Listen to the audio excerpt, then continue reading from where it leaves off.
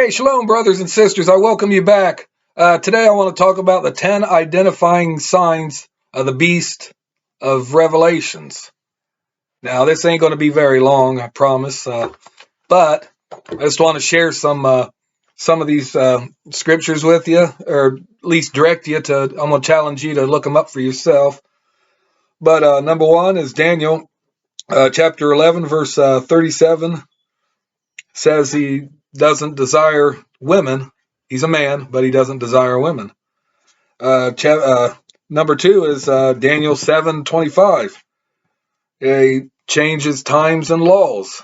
Like, I heard in Europe, they've been trying to change the calendar. So Monday would be the first day and Sunday would be the seventh day, or Saturday would be the first day, Sunday would be the last day, seventh day. They're trying to do something real crazy, but that's just a prelude, I believe. Now, Revelations chapter 13, verse 14, he receives a deadly wound, and then he heals up from it, and he mesmerized the world. The world thinks, wow, he's supernatural. He's a god or a mighty one or whatever. You could also find that in Revelations 13, 1 through 3, a mention of this deadly wound. Number four, I just added this here because I've heard preachers talk about this. Talk about the deadly wound.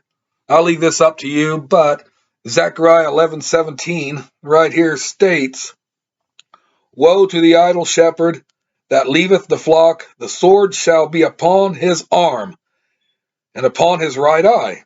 His arm shall be clean, dried up, and his right eye shall be utterly darkened." It's kind of like, to me, almost like an assassination attempt.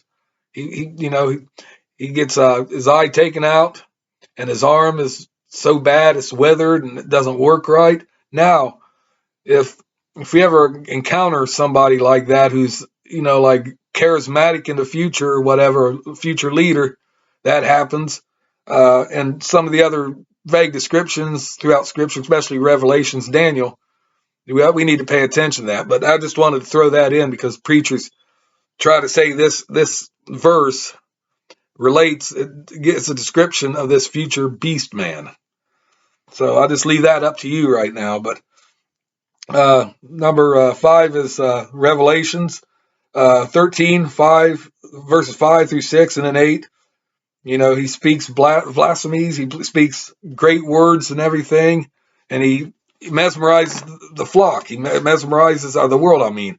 He just mesmerizes them, and by speaking these words, and number 6, Revelations 16 through 18, he makes people receive the mark. This mysterious mark of the beast is what they call it. And your guess is as good as mine what it is. People think back then it was a barcode.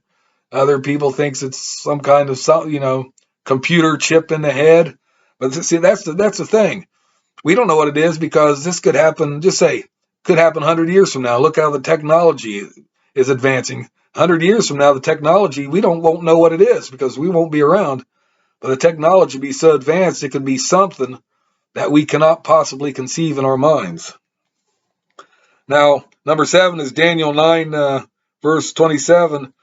He stops the sacrifices. Once this Jewish temple, new one, is built, he's going to come in and stop the sacrifices, the daily sacrifices. He's going to actually place him as the creator, the Almighty, and everything else. Number 8, Daniel 11, chapter 12:11. He creates the abomination of desolation, where all this the Jews' worship is going to be turned into his personal dictatorship worship, his tyrannic worship. And number 9 is Daniel 11-31. He's going to declare himself the one supreme mighty one in the temple. He's going to be right there. His headquarters will be there, and he wants total obedience, unquestionable obedience, and he's going to be powerful. And it's only going to take Yeshua. Yeshua is going to come back and take care of him. He's going to be really powerful, but he's going to be deceitful, charismatic. He's going to speak smooth words. He's going to trick everybody. Even if possible, he's going to the elect could be tricked by him. And the last, Revelations, chapter 13, 2 and 4. The devil himself, Satan, gives this beast man his powers. He gives him his total powers to carry out in his diabolical and deranged quest for power and prestige and whatever. And them are just 10 identifying signs of the beast. And I encourage you to be on watch, be on alert the best you can about it. Pray about it, study scriptures on the subject. And that's all I want to say about that. I thank you again for joining me. And please give me a big thumbs up and hit that notification bell and also subscribe. I'd very much appreciate that. Thank you again. Till we meet again. Peace out and shalom.